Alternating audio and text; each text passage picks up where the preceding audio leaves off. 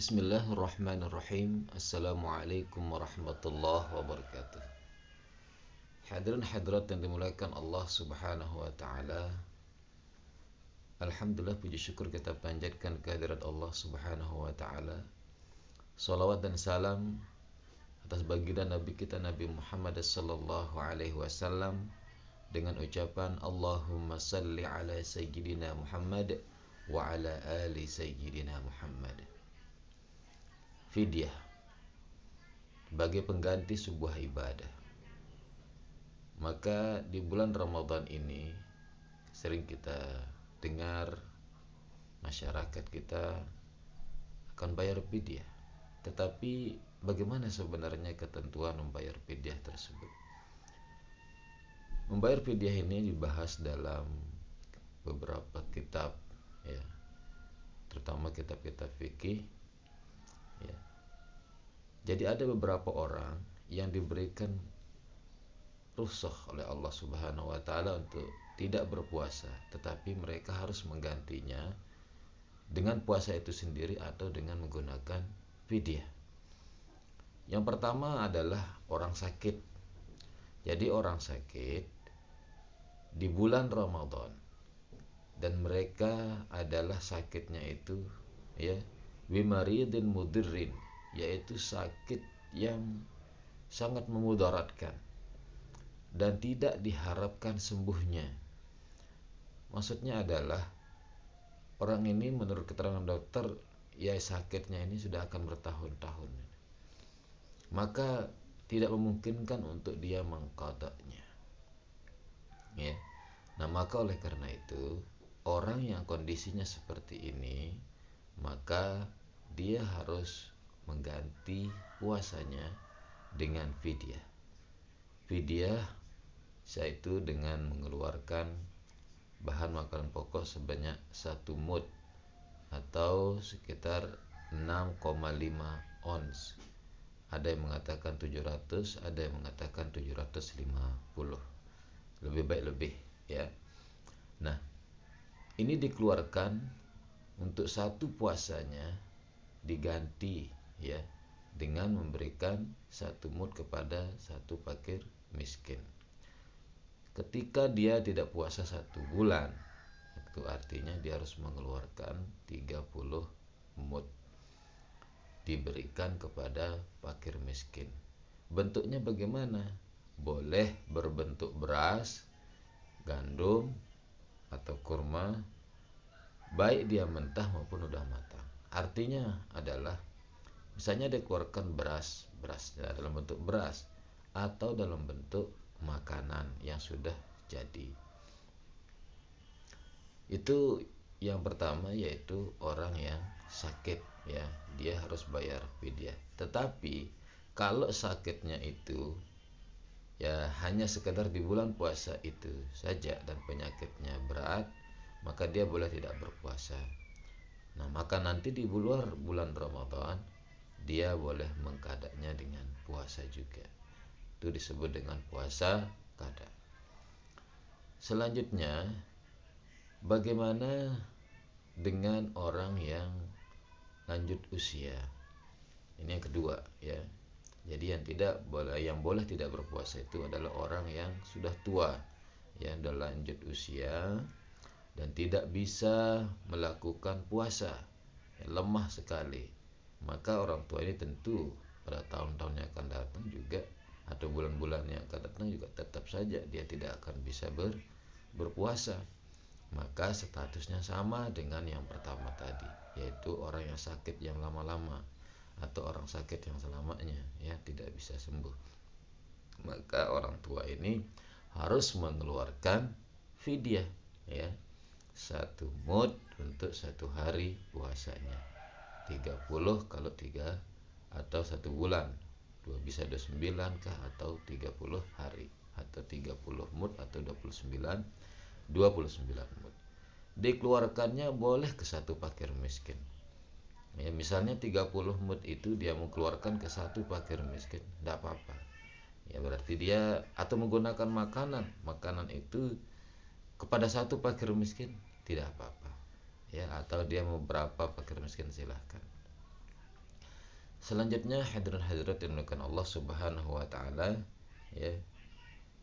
Yang ketiga adalah ini orang yang diberikan rukhsah kepada ibu-ibu yang lagi hamil atau menyusui.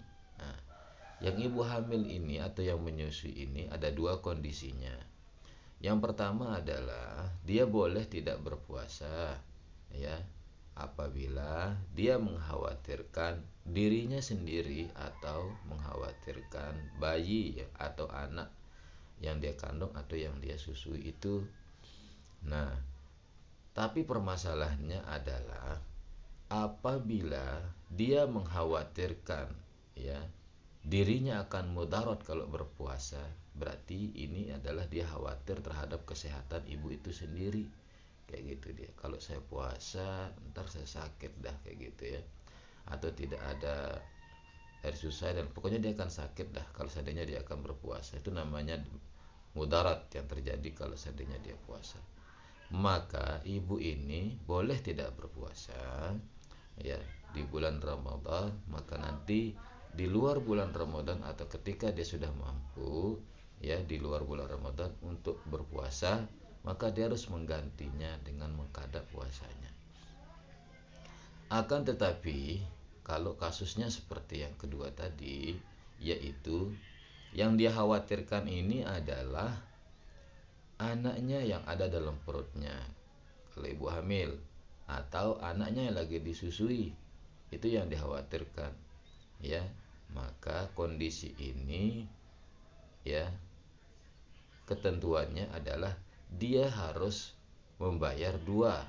Yang pertama, dia harus membayar fidyah, ya, 1 mud, sama kayak tadi itu untuk 1 fakir miskin, plus tambahannya di luar bulan Ramadan wanita ini harus berpuasa atau mengqada puasanya itu, ya. Nah, ini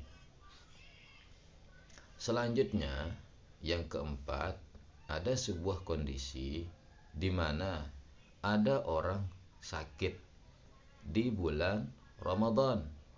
Nah, begitu selesai bulan Ramadan, dia sakitnya misalnya 1 minggu, berarti 7 hari. Begitu keluar bulan Ramadan, bulan Syawal, dia tidak mengganti-ganti juga puasanya. Sampai bulan Sya'ban, ya, dia tidak menggantinya. Nah, pada bulan Sya'ban mau dekat-dekat puasa, ya, atau sebelum datang bulan Ramadan, kemudian dia meninggal, maka orang ini maka orang ini dia istilahnya tidak dapat mengqada puasanya. Dia memiliki hutang puasa sebanyak satu minggu yang belum ia bayarkan. Bagaimana kondisinya kalau seperti ini? Maka keluarganya, ya, harus mengeluarkan fidyahnya. Caranya adalah yang mengeluarkan 1 mud dan dibagikan kepada fakir miskin sebanyak hari yang ia tinggalkan. Itu cara yang pertama. Cara yang kedua adalah keluarganya yang soleh, ya, yang bisa dipercaya ibadahnya, ya, itu menggantikannya dengan berpuasa, ya, sebanyak puasa yang ditinggalkannya. Akan tetapi para ulama kita termasuk Imam Asy-Syafi'i, ya, lebih menganjurkan kita untuk menggantinya dengan beras. Karena kalau beras ini atau mud ini atau fidyah ini bisa langsung sampai pahalanya kepada yang bersangkutan, ya. Tapi kalau berpuasa atau yang itu belum tentu, ya, apakah puasa kita itu diterima atau tidak, ya. Ini yang kasusnya yang terkait dengan orang yang sakit tadi itu. Selanjutnya adalah apabila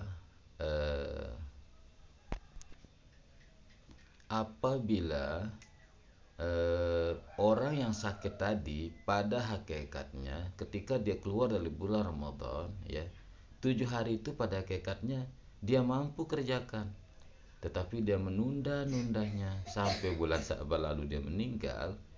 Maka orang ini oleh para ulama kita, ya, dan oleh agama kita gitu ya, berdasarkan ijtihad para ulama, maka orang ini harus membayar dua fidyah gitu. Harus membayar dua fidyah. Yang fidyah pertama itu adalah untuk lil fauti, yaitu untuk mengganti puasanya. Ya, itu yang 7 itu. Ya berarti 7 mud. Nah, yang kedua adalah dia harus melipat gandakannya. Dua berarti dalam satu hari itu ada dua mud. Satu lil faut, yang satunya lagi lil takhir. Karena dia menunda-nunda daripada puasanya atau mengqada puasanya itu. Maka dia dikenai juga fidyah. Nah, jadi dua yang dia bayarkan dalam sehari itu. Karena 7 hari berarti ada 14 mud. 7 sebagai pengganti, 7 sebagai denda karena dia menunda-nunda puasanya ya sampai dia meninggal dunia. Nah, kemudian ada kasus yang lain para pemirsa hadirin hadirat dimuliakan Allah. Nah, ini terkait sebenarnya bukan ibadah puasa saja, ini terkait juga dengan ibadah sholatnya ya. Misalnya ada orang sakit ya, ada orang sakit lama sakitnya ya sekitar misalnya 1 minggu ya dia sakit. Nah sakitnya ini saking keras sakitnya dia sampai koma, istilahnya koma, dan tidak sadarkan diri lah, seperti orang pingsan. Jadi dia tidak mendengar dan tidak, yang jelas tidak mampu untuk melakukan sholat, walaupun sholat hanya dengan isyarat saja dia tidak mampu. Nah maka yang sampai kemudian orang ini meninggal dunia ya, sampai kemudian dia meninggal dunia, maka orang ini dikatakan dia memiliki tanggungan sholat ya. Nah ini kalau kondisinya seperti ini, maka keluarganya ya dan para ulama kita dalam kitab Fathul Mu'in dikatakan bahwa dia harus mengganti, artinya keluarganya harus menggantikan sholatnya, yaitu dengan dibayarkan fidyahnya. Jadi fidyahnya itu 1 mud untuk 1 sholat wajibnya. Misalnya dalam 1 hari itu karena dia 7 hari koma, sementara 1 hari itu ada 5 waktu sholat, berarti ada 5 mud dalam 1 hari itu. Maka kalau dikalikan 7 berarti 35 mud yang harus dikeluarkan oleh keluarganya sebagai fidyah pengganti sholatnya yang tidak bisa dikerjakan ketika dia sakit itu. Nah ini untuk orang yang sakit.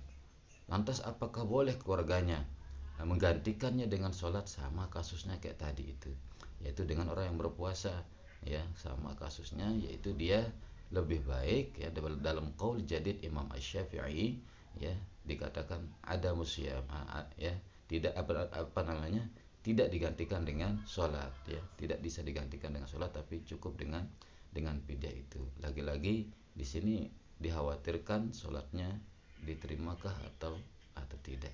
Tapi kalau dengan fidyah maka otomatis Allah menerimanya. Ya, ini untuk orang yang sakit.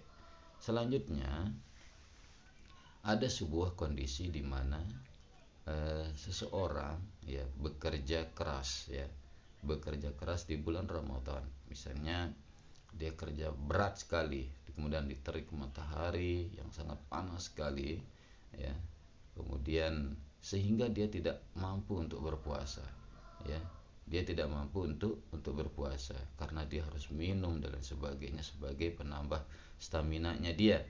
Maka hukumnya orang ini adalah dia tetap berniat malam harinya untuk berpuasa, kemudian sahur ya, kemudian berpuasa seperti biasa sampai titik di mana dia tidak mampu ya, sangat tidak mampu sekali, maka barulah dia membatalkan puasanya, dan nanti dia akan gantikan di luar bulan Ramadan ya.